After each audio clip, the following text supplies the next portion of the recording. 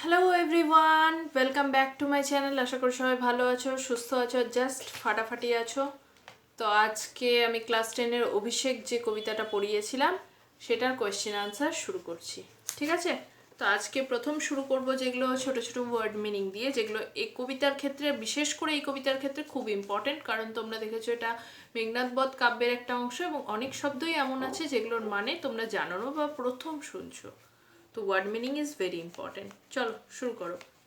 কনক আসন, সোনার আসন, এখানে স্বর্ণ সিংহাসন। ত্যাজি, ত্যাগ করে। প্রণমিয়া, প্রণাম করে। চরণে, পায়ে। মা তো, মা।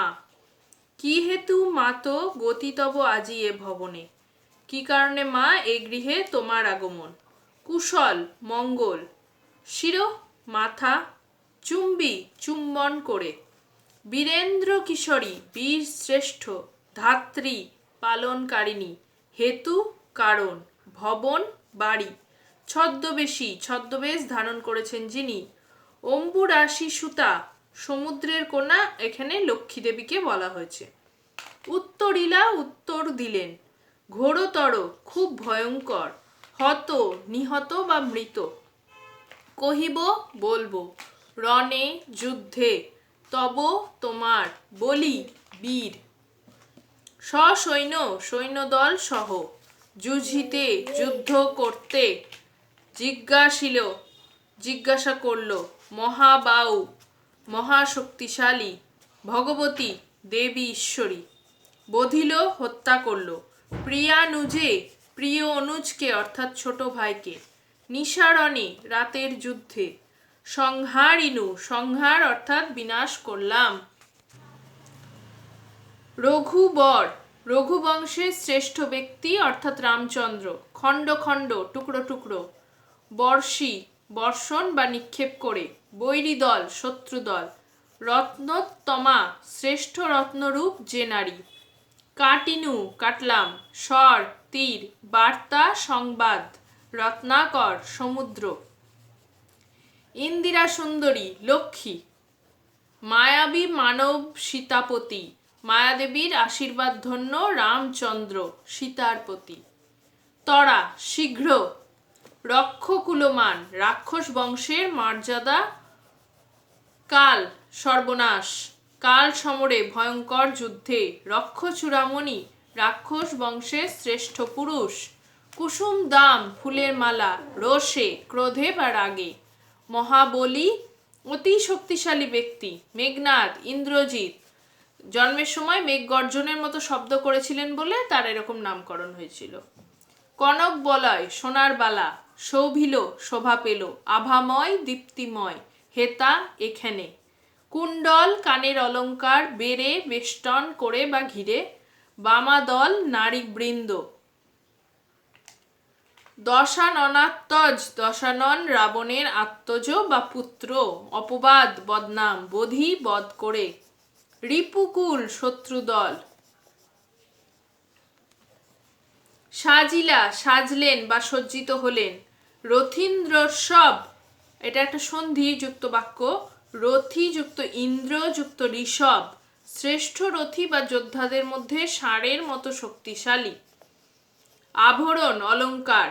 হৈমবতী সুত, হিমালয়ের কন্যা উমার অন্য নাম হৈমবতী, তার ছেলে অর্থাৎ কার্তিক। যথা, যেরকম। নাশিতে, নাশ বা বধ করতে। তারকে, তারকাসুর। হৈমবতী সুত, হৈমবতী বা উমার ছেলে কার্তিক। বৃহন্নলা, দীর্ঘ বাহু বিশিষ্টা। কিরীটি, অর্জুন। বৃহন্নলা রূপী কিরীটি, বৃহন্নলার ছদ্মবেশ ধারণ করা অর্জুন। বিরাট পুত্র, বিরাট পুত্র ছিলেন মৎস্যদেশের রাজা। উদ্ধারিতে, উদ্ধার করতে। সুর, বীর। শমী বৃক্ষ মূলে, বাকল জাতীয় গাছের গোড়ায়।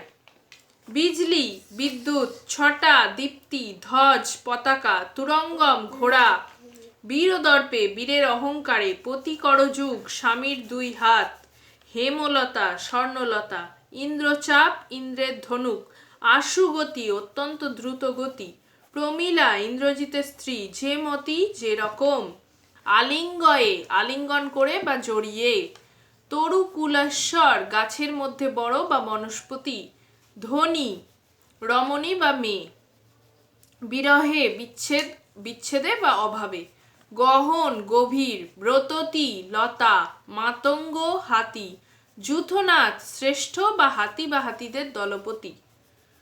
গুণনিধি গুণের ভাণ্ডার। বাঁধে বন্ধনে বা বাঁধনে। রাঘবে রামচন্দ্রকে। বিধুমুখী চাঁদের মতো মুখ যে নারীর। পবন পথে মানে আকাশে। কাননে বনে। করিপদ হাতির পা। পদাশ্রয়ে পায়ের আশ্রয়ে। কিঙ্করী দাসী। হৈম পাখা সোনার ডানা। মৈনাক শৈল। পুরাণ অনুযায়ী এই মৈনাক পর্বতের ডানা ছিল এবং তিনি উঠতে পারতেন। ইনি গিরিরাজ হিমালয় ও মেনকার পুত্র এবং শিবের পত্নী পার্বতীর ভাই।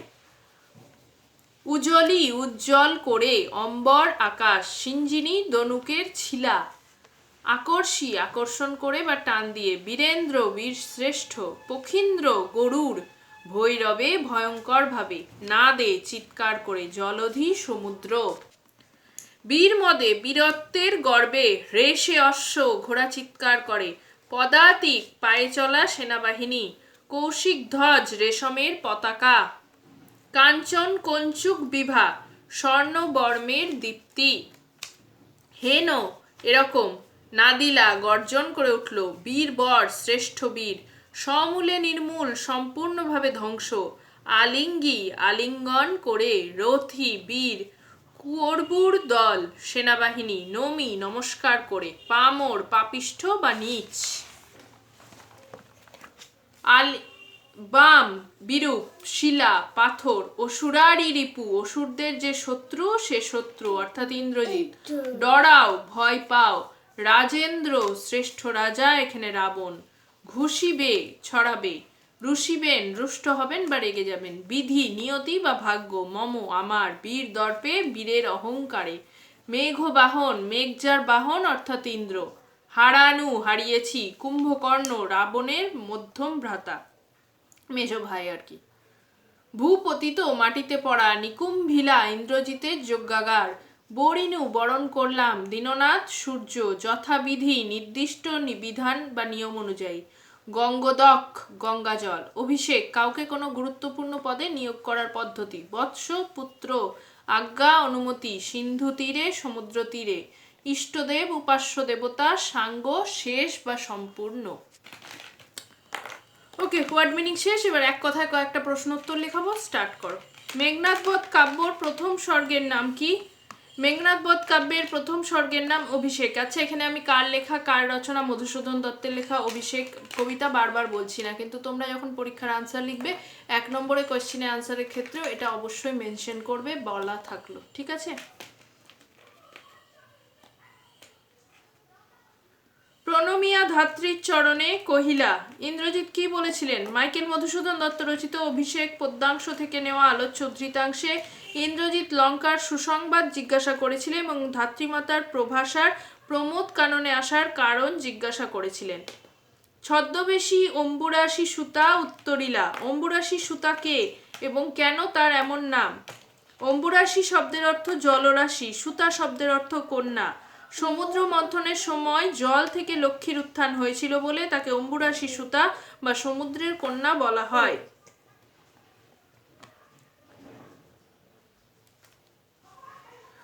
ছদ্মবেশী অম্বুরাশি সুতা। অম্বুরাশি সুতা কার ছদ্মবেশ ধারণ করেছিলেন? উদ্ধৃত পংক্তিটি মাইকেল মধুসূদন দত্ত রচিত অভিষেক পদ্যাংশ থেকে নেওয়া। অম্বুরাশি সুতা বা লক্ষ্মী ইন্দ্রজিতের ধাইমা প্রভাষার ছদ্মবেশ ধারণ করেছিলেন।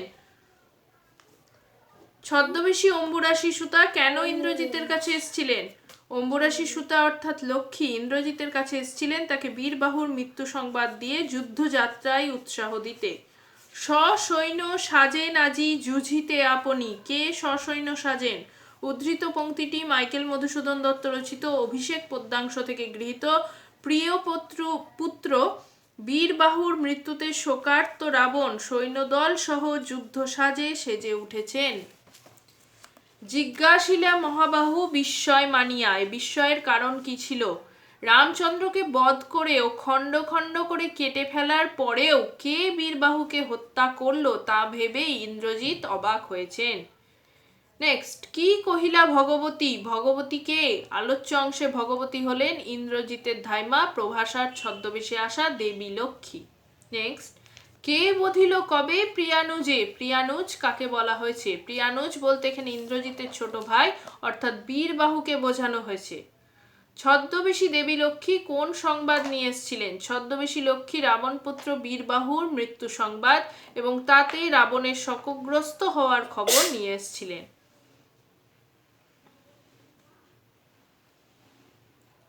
শীঘ্র কহ দাসে, শীঘ্র কি বলতে বলা হয়েছে? ছদ্মবেশী দেবী লক্ষ্মীকে বীরবাহুর মৃত্যু সংবাদ দিতে এসছেন মেঘনাদ। মেঘনাদকে লক্ষ্মী কোথা থেকে এই মৃত্যু সংবাদ পেয়েছেন তা ইন্দ্রজিৎ শীঘ্র জানতে অনুরোধ করেছেন। রত্নাকর রত্নাত্তমা ইন্দিরা সুন্দরী উত্তরিলা। ইন্দিরা সুন্দরী কে? ইন্দিরা কথাটি এসছে ইন্দ্র ধাতু থেকে, যার অর্থ ঐশ্বর্য। ঐশ্বর্যের দেবী লক্ষ্মীকেই তাই ইন্দিরা সুন্দরী বলা হয়েছে। যাও তুমি তড়া করি, এই শীঘ্র যাওয়ার প্রয়োজন কি? বীরবাহুর মৃত্যুর পরে লঙ্কাকে রক্ষা করতে ও রাক্ষসকুলের মান বজায় রাখতে ইন্দ্রজিৎকে শীঘ্র যুদ্ধে যেতে বলেছেন দেবী লক্ষ্মী। রোষে মহাবলী মেঘনাদ। মেঘনাদ রুষ্ট হয়ে কি করেছিলেন? আনসার, লঙ্কারে ভীষণ বিপদের মধ্যে নিজের ভূমিকায় রুষ্ট মেঘনাদ ফুলের মালা ছিঁড়ে ফেলেছিলেন, সোনার বালা খুলে দূরে ফেলে দিয়েছিলেন, তার কুণ্ডল পায়ের কাছে পড়েছিল। পদতলে পড়ি শোভিল কুণ্ডল। কুণ্ডল শব্দের অর্থ কি? উদ্ধৃত পংক্তিটি মাইকেল মধুসূদন দত্ত রচিত অভিষেক পদ্যাংশ থেকে গৃহীত। কুণ্ডল শব্দের অর্থ কর্ণভূষণ অর্থাৎ কানের অলঙ্কার। হা ধিক মোড়ে, বক্তা কেন নিজেকে ধিক্কার দিয়েছিলেন? শত্রুপক্ষের সৈন্য যখন লঙ্কাকে ঘিরে ফেলেছে তখন তিনি নারীদের সঙ্গে প্রমোদ কাননে বিলাসে সময় কাটাচ্ছেন, এই ভেবেই ইন্দ্রজিৎ নিজেকে ধিক্কার দিয়েছিলেন। বৈরী দল বেড়ে স্বর্ণ লঙ্কা, কাদের বৈরী দল বলা হয়েছে? উদ্ধৃত পংক্তিটি মাইকেল মধুসূদন দত্ত রচিত অভিষেক পদ্যাংশ থেকে গৃহীত। এখানে রামচন্দ্র ও তার সৈন্যবাহিনীকে লঙ্কাপুরী তথা রাক্ষসকুলের বৈরী দল বলা হয়েছে। হেতা আমি বামাদল মাঝে, কখন ইন্দ্রজিৎ এ কথা বলেছেন? শত্রুপক্ষের সৈন্য যখন লঙ্কাপুরীতে আক্রমণ করে বীরবাহুকে হত্যা করে ফেলেছে তখন নিজের প্রমোদ কাননে বিলাসমত্ত ভূমিকায় ক্ষুব্ধ হয়ে ইন্দ্রজিৎ এ কথা বলেছেন। হেতা আমি বামাদল মাঝে, হেতা বলতে কোন স্থানের কথা বলা হয়েছে?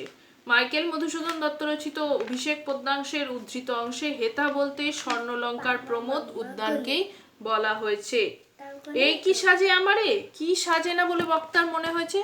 সহোদর বীরবাহুর মৃত্যু ঘটেছে এবং রামচন্দ্রের সৈন্যবাহিনী স্বর্ণলঙ্কা ঘিরে ফেলেছে। এরকম সময়ে ইন্দ্রজিতের প্রমোদ কাননে থাকা সাজে না বলে ইন্দ্রজিৎ নিজে মনে করেছেন। ঠিক আছে, আজকের ভিডিওটা এই পর্যন্ত রাখলাম। শর্ট কোয়েশ্চেন এখনো শেষ হয়নি, বেশ আছে অনেকটাই, এবং তার সাথে কোয়েশ্চেন আনসারও এখান থেকে অনেকটাই হবে।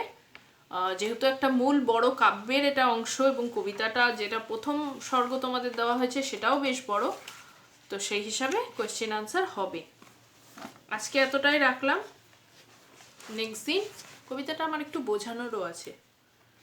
অনেক কবিতায় আমি একটা কথা বলে রাখি, তোমরা দেখবে অনেক কবিতা বা গল্প না বুঝি আমি শুধুই কোয়েশ্চেন আনসার করিয়ে যাচ্ছি অল্প অল্প বলে। সেটা একটাই কারণ, সিলেবাস শেষ করার তাগিদ। আমি এরপরে আস্তে আস্তে বুঝিয়ে কিছু কিছু ভিডিও প্রত্যেকটা যেগুলো হয়ে গেছে সেই সমস্ত টপিকের ওপরেও আপলোড করব। তোমরা তোমাদের যদি সময় থাকে পরীক্ষার আগে, আমার রিকোয়েস্ট থাকবে ওই ভিডিওগুলো একবার করে দেখে যেও, তোমাদের হেল্প হবে। ঠিক আছে, আমি শেষ করছি আগে সিলেবাসটা এই জন্যে। তো নেক্সট দিন আর একটা বা দুটো ভিডিও হলে আমার আশা করি অভিষেকটা শেষ হয়ে যাবে, বা হয়তো তিনটেও লাগতে পারে, এটা একটু বড় হবে। চেষ্টা করব যতটা পারি শর্ট করার। ভালো করে মন দিয়ে পড়ো। যদি কোথাও কোনো অসুবিধা হয় কমেন্টে অবশ্যই মেনশন করো, আমি নিশ্চয়ই সেগুলো সলভ করার চেষ্টা করব। ভালো থেকো, ভালো করে পড়ো। আর যারা এই চ্যানেলে নতুন এসছো প্লিজ চ্যানেলটাকে লাইক শেয়ার অ্যান্ড সাবস্ক্রাইব করো। ভালো থেকো, টাটা।